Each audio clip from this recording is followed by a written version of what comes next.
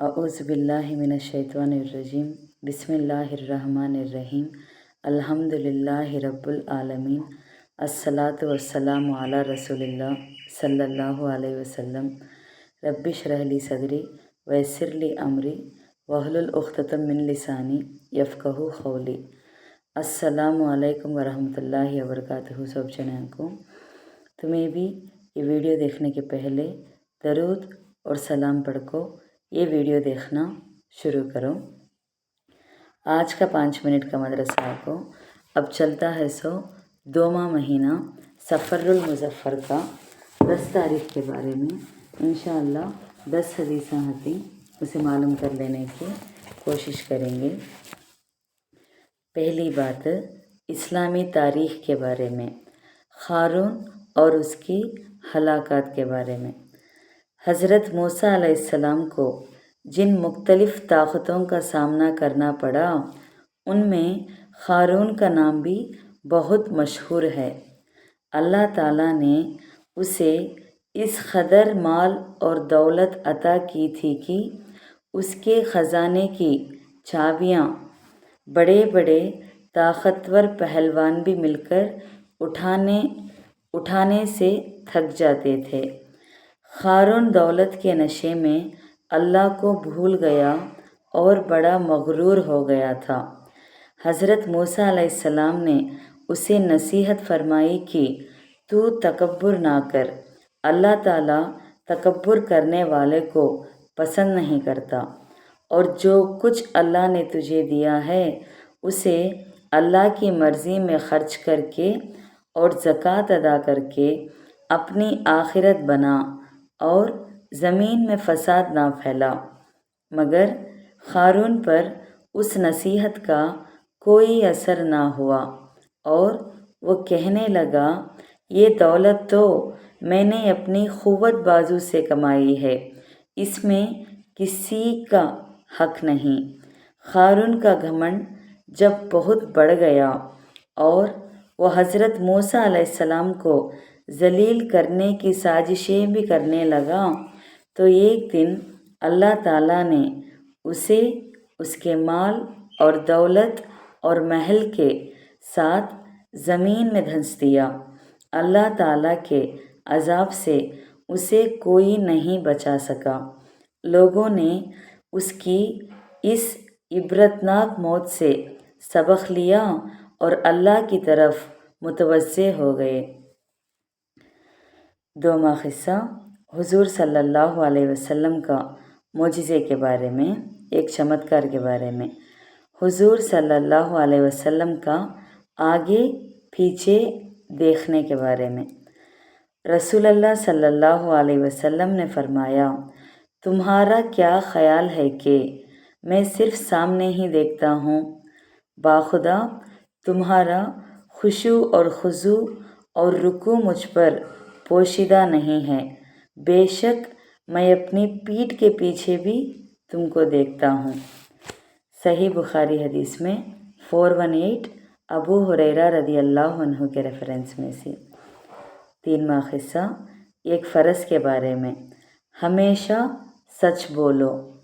رسول اللہ صلی اللہ علیہ وسلم نے فرمایا، تم سچائی کو لازم پکڑو اور ہمیشہ سچ بولو، کیونکہ سچ بولنا نیکی کے راستے پر ڈال دیتا ہے اور نیکی جنت تک پہنچا دیتی ہے۔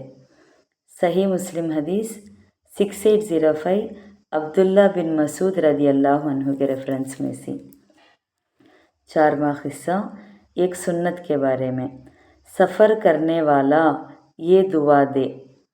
حضرت موسیٰ بن وردان علیہ رحمۃ اللہ فرماتے ہیں کہ حضرت ابو ہریرہ رضی اللہ عنہ نے مجھ سے فرمایا کہ میں تم کو وہ کلمات نہ سکھاؤں جو مجھ کو رسول اللہ صلی اللہ علیہ وسلم نے سکھائے ہیں۔ جب سفر کا ارادہ کر کے گھر سے نکلو تو اپنے گھر والوں کو یہ دعا دو۔ وہ دعا کو استودعکم اللہ الذی لا یحیب ودائعہ۔ ترجمہ، میں تمہیں उस अल्लाह के हवाले करता हूँ जो अपनी अमानतों को ज़ाया नहीं करता। अमलुल यौम वल्लैल इब्न सुन्नी 506 के रेफरेंस में से सफ़र करने वाले ये दुआ देना अगर को। पांचवा हिस्सा एक अहम अमल की फ़जीलत के बारे में, कुरान शरीफ पढ़ने की कोशिश करना। रसूलुल्लाह सल्लल्लाहु अलैहि वसल्लम ने फरमाया, जो शख्स कुरान पढ़ता हो और उसमें अटकता हो और वो उसको मुश्किल लगता हो, उसको दोहरा सवाब मिलेगा, एक पढ़ने का और एक अटकने की मशक्क़त का। सही मुस्लिम हदीस 1898 आयशा रदी अल्लाह अन्हा के रेफरेंस में से।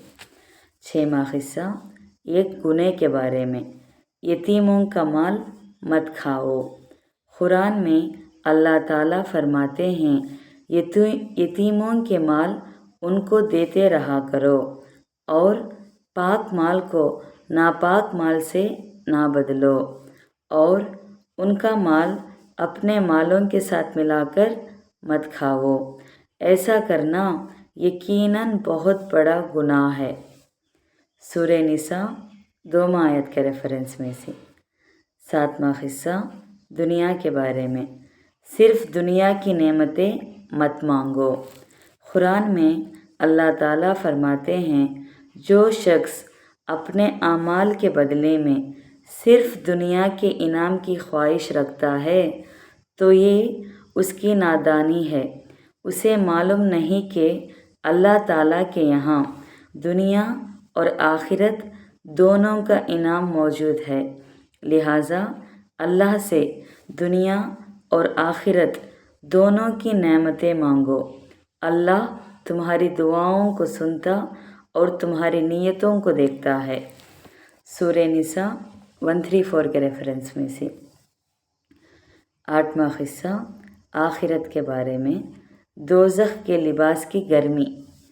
हज़रत उमर रदी अल्लाह अन्हु फरमाते हैं कि हज़रत जिब्राइल अलैहिस्सलाम ने रसूलुल्लाह सल्लल्लाहु अलैहि वसल्लम से कहा, मुझे उस ज़ात की कसम जिसने आपको हक बात देकर भेजा है, अगर दोज़ख के कपड़ों में से किसी कपड़े को आसमान और ज़मीन के दरमियान लटका दिया जाए तो ज़मीन पर रहने वाले सब जानदार गर्मी से हलाक हो जाएंगे। तबरानी औसत 2583 के रेफरेंस में से। नौवां हिस्सा तिब्बे नबवी से इलाज, फोड़े फुंसी का इलाज। आप सल्लल्लाहु अलैहि वसल्लम की बीवियों में से एक बीवी बयान फरमाती हैं कि एक दिन रसूलुल्लाह सल्लल्लाहु अलैहि वसल्लम मेरे पास तशरीफ़ लाए और दरियाफ्त फरमाया, क्या तुम्हारे पास ज़रीरा है? मैंने कहा हाँ। तो आप सल्लल्लाहु अलैहि वसल्लम ने उसे मंगाया और अपने पैर की उंगलियों के दरमियान जो फुंसी थी उस पर रखकर ये दुआ फरमाई। वो दुआ को अल्लाहुम्मा मुत्फ़िअल कबीरी व मुकब्बिरस सगीरी अत्फ़िआ अन्नी। तर्जुमा, ऐ बड़े को छोटा और छोटे को बड़ा करने वाले अल्लाह, इस ज़ख़म को ख़त्म कर दे। चुनाचे वो फुंसी अच्छी हो गई। मुस्तदरक 7463 के रेफरेंस में से। आखिरी 10वां हिस्सा नबी सल्लल्लाहु अलैहि वसल्लम की नसीहत के बारे में, जुमे के दिन गुस्ल और खुशबू का एहतमाम करो। रसूलुल्लाह सल्लल्लाहु अलैहि वसल्लम ने फरमाया, जुमे के दिन मुसलमान के लिए ईद का दिन है। पास जो जुमे के लिए निकले वो गुस्ल कर ले, अगर अपने पास खुशबू हो तो लगा ले और मिसवाक को हर हाल में लाजिम पकड़ो। इब्ने माजा 1098 इब्ने अब्बास रदी अल्लाह अन्हु के रेफरेंस में से। अल्हम्दुलिल्लाह आज का 5 मिनट का मदरसा 10 सफ़रुल मुज़फ़्फ़र के बारे में बात कर लिए। इंशाअल्लाह कल 11 सफ़रुल मुज़फ़्फ़र के बारे में बात करेंगे। السلام علیکم ورحمۃ اللہ وبرکاتہ.